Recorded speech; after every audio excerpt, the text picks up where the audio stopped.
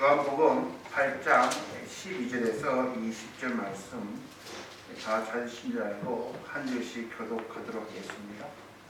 예수께서 또 일러 가라사대 나는 세상의 빛이니 나를 따르는 자는 어두움에 다니지 아니하고 생명의 빛을 얻으리라. 바리새인들이 이르되 내가 너를 위하여 증거하니 내 증거는 참되지 아니하도다. 예수께서 대답하여 가라사대 내가 나를 위하여 증거하여도 내 증거가 참되니 나는 내가 어디서 오며 어디로 가는 것을 알미어리와 너희는 내가 어디서 오며 어디로 가는 것을 알지 못하느니라. 너희는 육체를 따라 판단하나 나는 아무것도 판단치 아니하노라. 만일 내가 판단하여도 내 판단이 참되니 이는 내가 혼자 있는 것이 아니요 나를 보내신 이가 나와 함께 계시리라. 너희 율법에도 두 사람의 증거가 참되다 기록하였으니 내가 나를 위하여 증거하는 자가 되고 나를 보내신 아버지도 나를 위하여 증거하시느니라. 이에 자기가 묻되 내 아버지가 어디 있느냐? 예수께서 대답하시되 너희는 나를 알지 못하고 내 아버지도 알지 못하는도다. 나를 알았다면 내 아버지도 알았으리라. 이 말씀은 성전에서 가르치실 때에 연복이 앞에서 하셨으나 잡는 사람이 없으니 이는 그의 때까지 이르지 아니하였음이니라. 아멘. 오늘 본 말씀으로 나는 세상의 빛이다 이런 제목으로 말씀 전하겠습니다. 저번 한 주간 계속 비가 와가지고 마음이 좀 그랬습니다만 오늘은 좀 그래도 햇빛이 나서 마음이 좀 상쾌하고 좀 기분이 좋습니다. 요한복음 6장, 7장, 8장 이렇게 보면은 우리 주님께서 구약에서 하나님이 하셨던 그 사건을 영적으로 풀어주시는 그런 많은 내용이 나옵니다.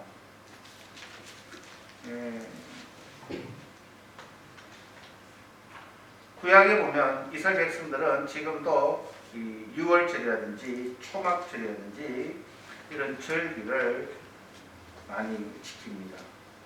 일본에 살아가는 우리도 한국에서 잘 못 보는 이 맞절이라고 하는 거, 일본도 전국에 각 지방 신들을 조상 신들, 그 많은 신들을 그렇게 모시는 그런 맞절기가 많은데 이스라엘 백성들에게도 큰 절기가 있었습니다. 6월절도 있었고 그리고 초막절, 7.7절 등등 있는데 왜 이스라엘 백성들이 그런 것을 지키고 지금도 지키냐면은 이스라엘 백성들에게 있어서 이 출애굽이라고 하는 사건은 단순한 사건이 아니다. 그들의 정체성이라고 할까요? 애굽에서 노예와 마찬가지로 살아가던 그들이 하나님의 은혜 가운데에 출애굽을 합니다. 그래서 그들은 하나님의 약속의 땅에 가나안 땅을 들어가는데 40년간 이 광야에서 많은 것을 훈련하고 경험합니다. 구약에 보게 되면 상징적인 게 몇 가지 나옵니다. 첫째가 만나라고 하는 하늘에서 주는 양식으로 그들은 매일매일 먹고 살았습니다. 안식일 날을 지키기 위해서 그 다음 날은 이틀 분이 양식이 하늘순에 들어왔습니다. 그리고 또 하나는 불기둥, 구름기둥으로 우리가 알고 있는 이 성막을 중심으로 12지파가 하나님의 임재를 중심으로 그들은 광야 생활을 보냈음을 알게 됩니다. 그리고 나서 반석에서 물이 나온 이 세 사건을 우리는 요한복음에서 만나 사건, 그리고 생명의 물의 사건, 그리고 오늘은 이 나는 세상의 빛이다라고 하는 이 사건을 우리가 보게 됩니다. 구약에서 우리가 불기둥, 구름기둥은 많이 들어봤는데 그것은 두 가지가 아니고 낮에 보면 구름기둥으로 보이고 밤에 보면 불기둥으로 보이는 한 가지 사건을 두 가지로 표현해 놓습니다. 구름은 구름인데 빛이 나는 구름입니다. 이 사건을 통해서 예수님은 나는 세상의 빛이다 그랬습니다. 저희들이 저번 주에도 배웠다시피 이 초막절에는 8일간 진행됐는데 아침마다 실로암 못에서 제사장들이 금 항아리에 물을 떠와서 번제단에 붓습니다. 하나님께서 광야 40년 생활 동안 끊임없이 물을 반석에서 물을 내신 것처럼 그것을 기념하고 밤에는 예루살렘 성전 입구에 큰 등불을 밝혀놓고 하나님께서 광야 생활 동안 지켜주시고 인도하여 주셨던 것을 기념하며 그들은 찬양을 부르도 그게 축제로 보내는 절기입니다. 그날 주님은 마지막 날 아침에 내가 생명의 물이다라고 말씀하셨고 오늘 이 본문은 그날 마지막 저녁날 큰 날에 그 큰 등불 앞에서 이스라엘 백성들이 축제 분위기를 하는 그곳에 주님이 서서 나는 세상의 빛이다 라고 선언하시는 이 장면을 우리는 보게 됩니다. 그 당시도 많이 왜곡되었습니다. 우리가 성경을 읽어나면서 성경을 안다고 하는 사람들이 왜곡되고 편파적이고 자기들의 이권을 위해서 예수 그리스도를 책 잡으려고 하는 많은 사건 가운데에 주님은 나는 세상의 빛이다라고 선언하시는 것입니다. 이 구름기둥, 불기둥은 그래서 다시 한번 우리가 봐야 될 의미가 있습니다. 광야 생활에 이 구름기둥, 불기둥이 언제 나타났냐면 하나님께서 출애굽하라고 하신 날 전날에 이것이 나타났다라고 성경이 이야기합니다. 그리고 이것이 바로의 이 군대와 이스라엘 백성들이 홍해를 건너기 전에 이 구름기둥, 불기둥이 그들 사이에서 나타났다라고 성경은 이야기합니다. 바로의 군대가 이스라엘 백성들이 더 오지 못하도록 그들의 눈을 혼미케 했다. 그리고 이 구름기둥, 불기둥은 이스라엘 백성들이 가나안 땅에 들어가는 전날 없어졌다라고 성경은 아주 의미 있는 그런 메시지를 우리에게 줍니다. 즉 하나님 백성들은 하나님이 구원해서 하나님이 막아주고 하나님이 함께함을 이 구름기둥, 불기둥은 우리들에게 이야기해 주는 것입니다. 그래서 우리가 영적으로 보면 하나님이 우리가 함께 했다고 하는 것은 이러한 불기둥, 구름기둥으로 그것을 우리가 알아들을 수 있게끔 하나님은 상징적으로 계시해 주신 것입니다. 이스라엘 백성들은 그래서 이것이 없었으면 그들은 광야 생활을 견뎌낼 수가 없었습니다. 낮에는 그 더위를 이 구름기둥으로 그늘을 만들어줘서 그 백성들을 지켜주셨고 밤에는 그 주위에 불기둥으로 그들을 따뜻하게 조금 전에 우리 집사님께서 시편 인용하셨던 것처럼 그들을 인도하시고 이끌어 주셨습니다. 광야 같은 곳에서 동서남북도 모르는 곳에서 가나안 땅을 위해서 주님은 먼저 선두에서 이 구름기둥, 불기둥의 움직임을 따라 이스라엘 백성들은 따라 움직임을 해서 가나안 땅에 가게 되는 것입니다. 지금 우리도 마찬가지입니다. 광야 생활 같은 곳에서 주님은 빛으로, 그러니까 이 빛이라고 예수님께서 하신 것은 이 구름기둥을 의미하셨다라고 볼 수 있습니다.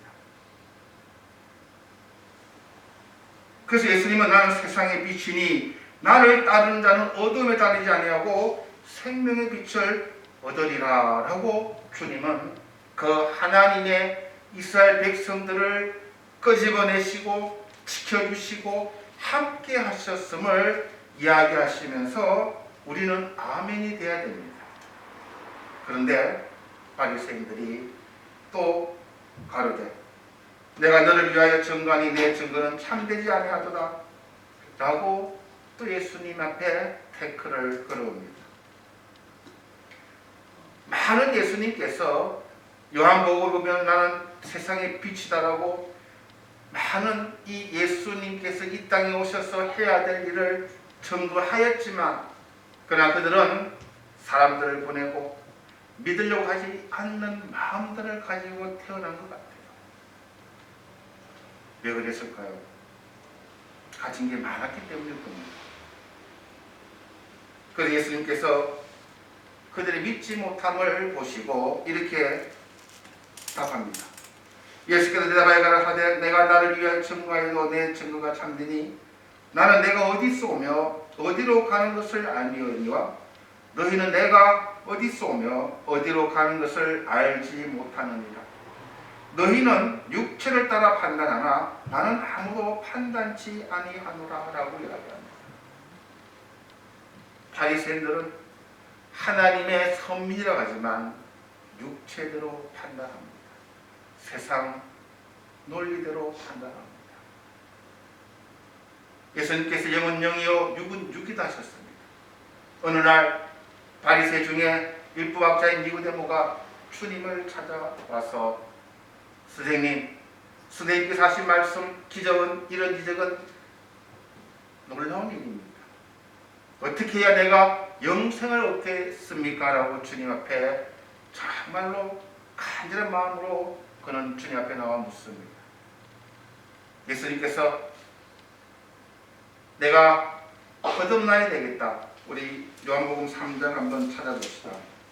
이 말 하나하나가 다 중요하기 때문에 3장 1절부터 바리새인 중에 니고데모라는 사람이 있으니 유대인의 지도자라. 그가 밤에 예수께 와서 이르되 랍비 우리가 당신은 하나님께로 오신 선생인 줄 아나이다. 하나님 함께 하시지 아니하시면 당신이 행하신 이 표적을 아무도 할 수 없음을 알고 있습니다. 예수님 뭐라고 답하십니까? 예수께서 대답하여 이르시되 진실로 진실로 내게 이르노니 사람이 거듭나지 아니하면 하늘 나라를 볼 수 없느니라. 4절 읽어주시겠습니까? 세노 니고데모에게 사람이 누리며 어떻게 할 수 있사오니까 두 번째 목표에 들어갔다가 나갈 수 있사옵나이까. 예수께서 대답하시되 진실로 진실로 내게 이르노니 사람이 물과 성령을 하지 아니하면 하나님 나라에 들어갈 수 없느니라. 내가 내게 거듭나야 하겠다는 말을 놀랍게 여기지 말라라고 이야기하십니다. 육체로 판단한다고 하는 것은 하나님 나라를 볼 수도 들어갈 수도 없음을 이야기합니다. 지금도 많은 사람들이 예수를 성인으로 훌륭한 분으로 일을 합니다. 그러나 예수는 하나님이심이라면 이해가 안 됩니다. 육체적으로 생각하게 됩니다. 인간은 태어나면서 원죄를 가지고 태어납니다. 절대 육은 육입니다. 그래서 우리 주님께서는 거듭나지 아니하면 거듭나야 하겠다는 말을 기히 여기지 말라라고 그렇게 말씀하셨습니다. 여러분 잘 아는 사울이 그도 엘리트 중에 엘리트고 좋은 가문의 인물입니다. 하나님께 열심히 턱심이었습니다. 하나님 일이라면 그는 찾아가 일어나서 봉사하고 헌신하고 충성하였던 그런 사울이 어느 날 예수님께서 그 무리들이 예수님이 하나님이라고 하는 이야기를 듣고 그는 화를 참지 못합니다. 그래서 관청에 가서 내가 다메섹에 가서 이 무리들을 내가 잡아올 테니 나에게 허가를 해달라고. 그는 굉장히 흥분하고 화난 상태로 다메섹으로 가던 중에 도중에 빛을 보게 됩니다. 사도행전 9장 우리 잠깐 한번 보도록 하겠습니다.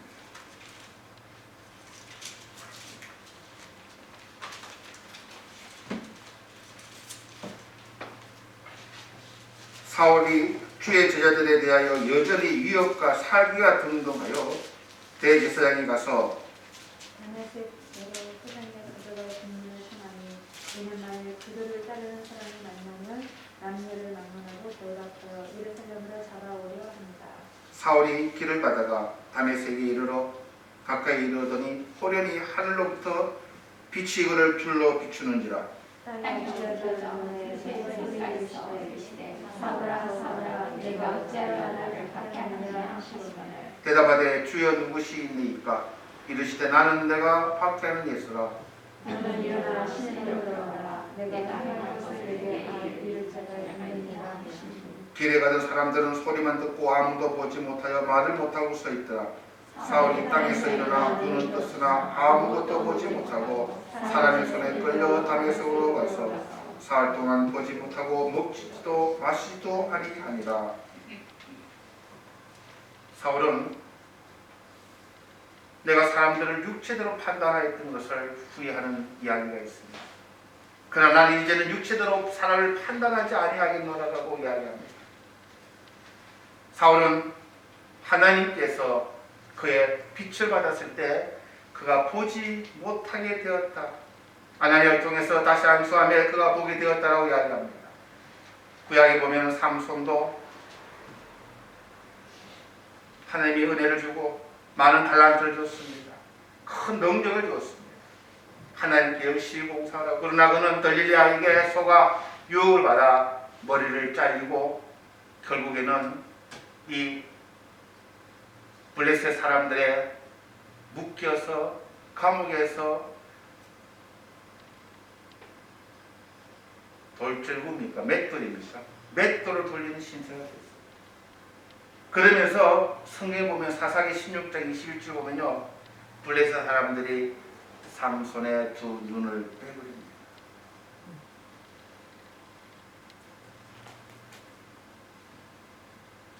하나님 우리를 거듭나라고 이야기하십니다. 사울도 보지 못한 후에 그는 하나님 앞에 엎드려 기도하고 음성을 듣고 하나님을 부릅니다.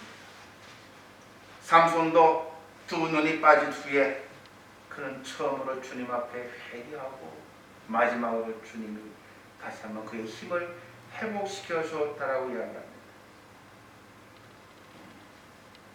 사람들은 육체대로 판단합니다. 아무리 많은 이적과 기적을 보여주고 이 바리새들은 하속들을 보내서 예수의 흠을 찾아오라고 매일 재촉하고 보냈습니다. 압니다. 어디 출신이고 부모는 누구고 어떻게 살아왔고 하는 말도 들었습니다. 그러나 그들은 육으로 예수를 보았습니다. 그들은 눈이 자기들은 잘 보고 현명히 판단한다고 하지만 그들은 육으로 판단하나 주님은 아무도 판단치 아니하리라 말씀하십니다. 우리 주님은 그 믿지 않는 자들에게 내가 어디서 오며 어디로 가는 것을 알미오니와 너희는 내가 어디서 오며 어디로 가는 것을 알지 못한다고 합니다. 그들은 이 말이 무슨 말인가 알지 못합니다. 그러나 우리는 아멘입니다. 하나님께서 인간이 되셔야 됩니다. 그래서 인간의 죄를 짊어지셔야 됩니다. 하나님이 인간이 된다고 하는 것은 인간의 논리로는 성립되지 않습니다. 어느 날 하나님이 하늘에서 구름 타고 인간의 모습으로 왔다고 하는 것은 그것은 신화에서나 볼 수 있습니다. 그러나 우리 하나님은 그런 장난을 치고 가볍게 우리들을 구원하시고자 염심하신 것이 아닙니다. 우리 하나님은 인간이 되셔야 됩니다. 그래서 여자의 몸을 빌려서 이 땅에 오셔야 됩니다. 그래서 동정녀 마리아라고 하는 여자의 몸을 빌리되 인간이 아닌 죄가 섞이지 않는 하나님이셔야 되기 때문에 동정녀라고 하는 그 여인을 통해서 하나님이 이 땅에 오셨습니다. 우리는 그것이 알아집니다. 설명할 도리가 없습니다. 육으로 생각하는 사람들은 죽었다 깨어나도 어떻게 남자를 모르는 여자가 애를 놓을 수 있냐 아무리 설명해도 이해가 되지 않습니다. 그러나 거듭난 사람들, 하나님 위로부터 깨달음을 받은 사람은 예수님이 어디서 오셨는지 우리는 아멘인 겁니다. 그리고 그분은 어디로 가셨는가? 왜 그분이 십자가를 져야만 되는가? 하나님이 왜 돌아가셔야만 되는가? 세상 말로는 설명이 다 못합니다. 그러나 우리는 이해가 됩니다. 나 같은 죄인을 대신 돌아가시겠다고 하는 이 놀라운 사랑에 우리는 깨달아지기에 그분이 어디서 오시고 어디로 가시는가? 그 길을 닦아 놓으시고 그 길을 열어 놓으시기 때문에 우리는 이 말을 들으면 할렐루야 감사합니다 되는데, 육의 사람들은 죽다 지금 쓰는 것도 이해가 안 되는 본문입니다.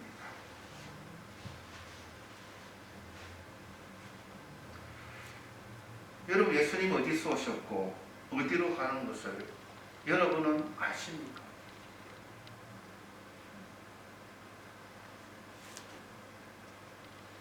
독생자 마리아에서 나신다고 하는 게 실감이 되고 그게 감사합니까? 그게 깨달아져야 되는 거예요. 제가 무슨 똑똑해서 많이 배워서 깨달아진 게 아니에요. 하늘 어느 날 그게 알아지더라고요. 그냥 세계가 확 변킨 것처럼 그게 알아지더라. 그게 거듭나는 거예요. 육신은 변한 게 별로 없어요. 아직도 육신은 인간의 종도는 타는 게 많아요. 그래, 영적으로는 그분이 내 아버지인 것, 누가 나에게 뭐라고 해도 그분은 내 아버지이신 것, 그것은 변하시지가 않다는 것입니다.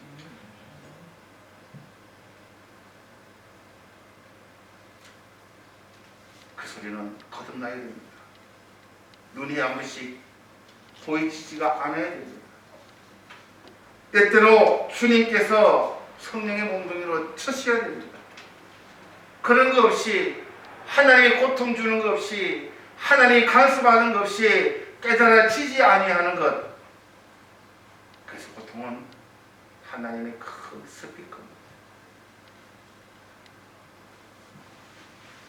우리는 자꾸 피하려고 합니다. 고통 중에 그분이 함께 하심을 우리는 믿어야 됩니다. 그래서 우리는 거듭나야 됩니다. 거듭나야 됩니다.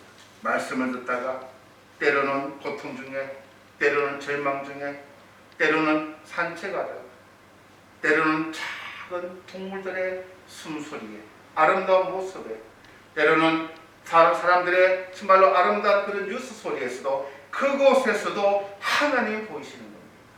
바람이 어디에서 임의로 불 때 우리가 알지 못하지만 바람을 알듯이 하나님은 지금도 말씀을 통해서 여러 모양으로 하나님은 일하시는 것입니다.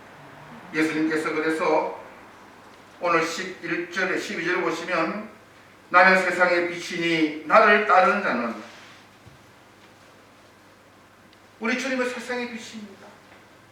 우리가 거듭날 때, 출애굽할 때도 그분은 함께 하셨고, 우리가 광야 생활에서도 그분은 우리들의 보호막이 되시고, 그분은 우리와 함께 하셨음을 이야기합니다.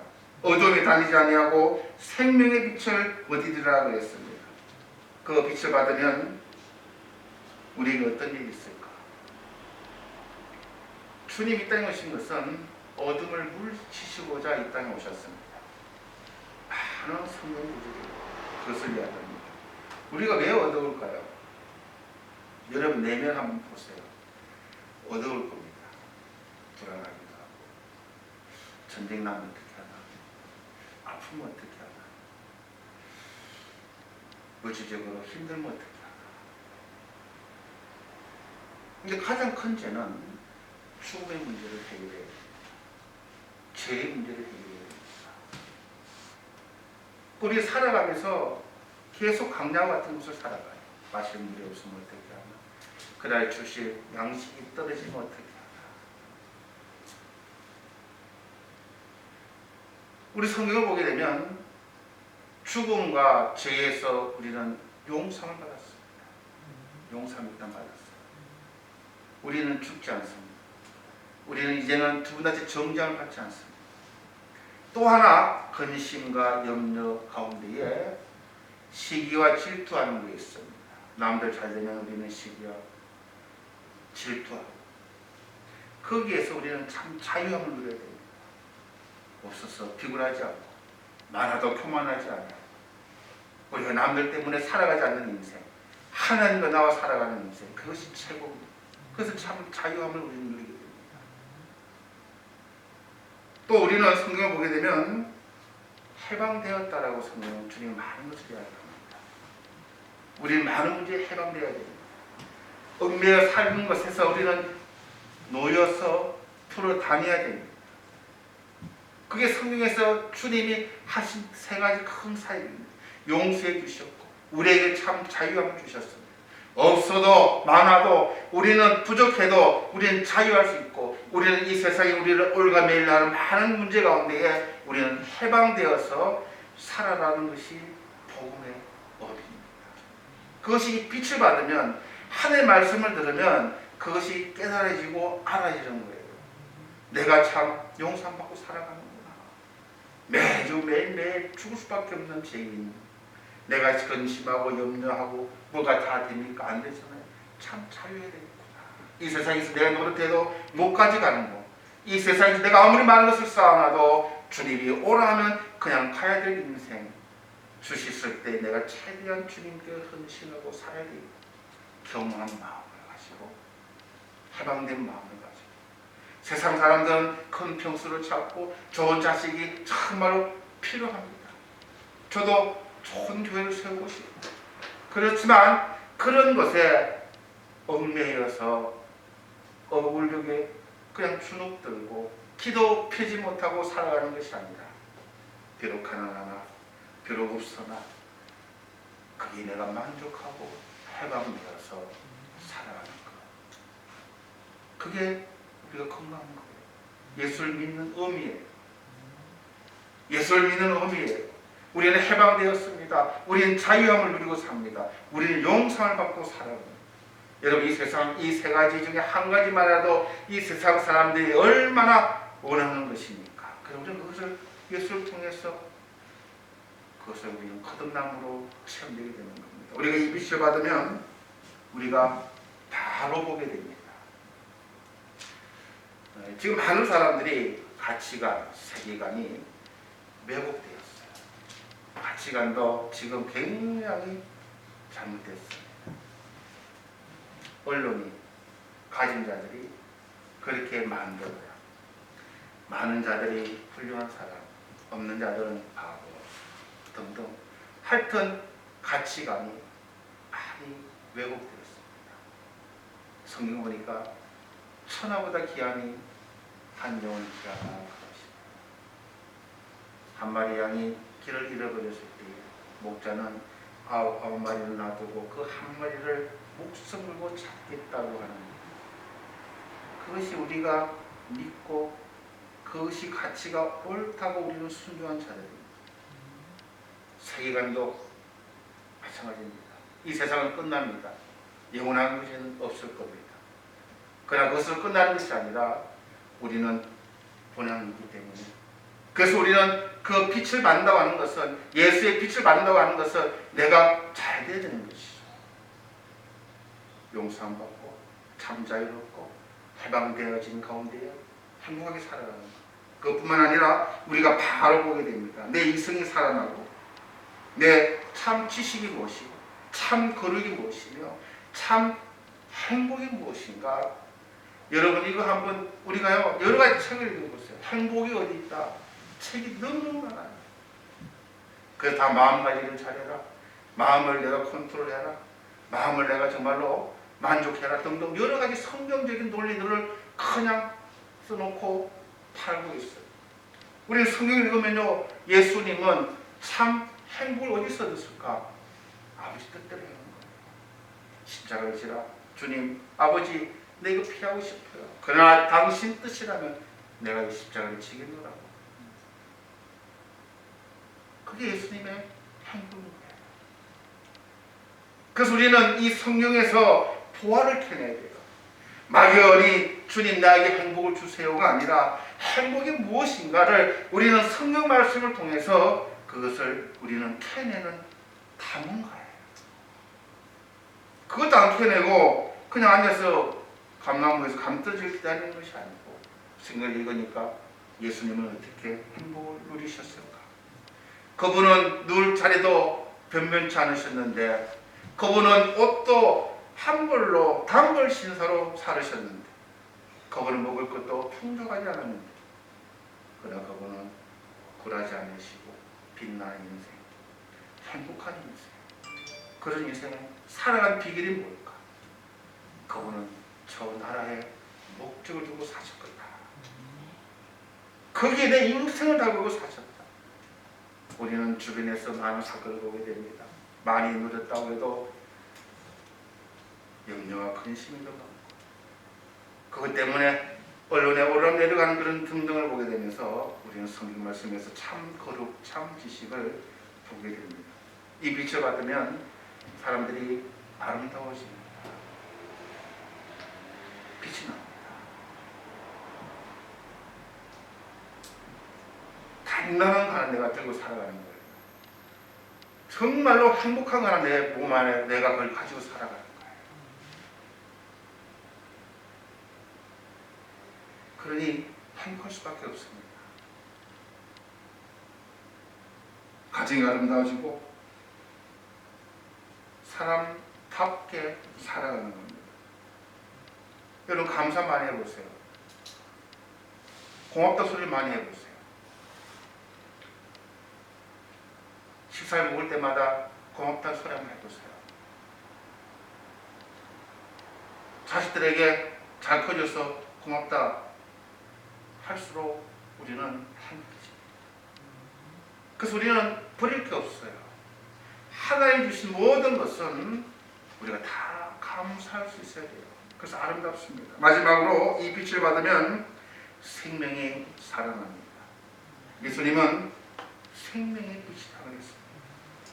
주가는 식물도 이 태양빛을 받고 밝은 빛을 받으면 살아나듯이 내 마음에 있는 그늘, 어두운 숨겨난 그런 우울함, 그런 것이 예수 그리스도의 치료하는 강선이 비치기 시작하면 살아나듯이, 그래서 우리 주님은 누구든지 저를 믿는 자는 멸망치 않고 영생을 얻는다라고 말씀하시는 겁니다. 저 여러분은 주님은 이 세상의 빛이십니다. 우리는 빛을 매주 매일 말씀과 교제 가운데에 이 빛을 받아들입니다. 기도할 때마다 주님 용서받은 것을 감사하고 내게 땅에 살아가면서도 피곤하지 않고 자유함을 누리게 하시니 감사하고 나를 많이 엉망하게 하는 것들에서 내가 해방되고 그렇게 살아가니 감사하고 내 인생이 아름답고 내가 바르게 보고 바르게 느끼고 바르게 판단하며 살아가니 감사하고 나를 통해서 내 주변이 아름답게 해주심을 감사하고 나에게 영생의 생명을 주셨음을 감사하고 그분은 어디서 오셔서 어디로 가시는 것을 우리가 알고 우리도 그 길을 통해 그분 계신 곳에 저 여러분이 다 가실 줄로 믿습니다. 다 함께 기도하시겠습니다. 주님 은혜를 감사드립니다. 부족한 저희들 주님은 구해 주셨습니다. 함께 해 주셨습니다. 지금도 통행해 주시고 우리에게 보지 못하게 했던 그런 여러 가지 일들을 통하여 주님을 알게 하시고 나의 아버지, 나의 구원자라 고백해 가시니 그 은혜를 감사드립니다. 저희들이 주님을 항상 빛을 받아서 빛나는 인생들 다 되게 저희들을 축복하여 주시옵소서.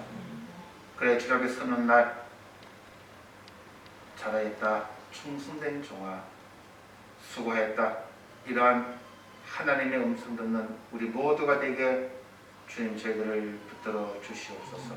감사드리며 예수님 이름으로 기도드렸사옵나이다. 아멘.